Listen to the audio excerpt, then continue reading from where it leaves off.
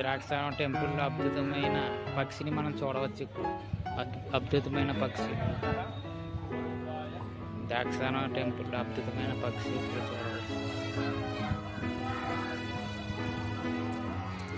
ఈ పక్షి ద్రాక్షారామ శ్రీ భీమేశ్వర స్వామి టెంపుల్లో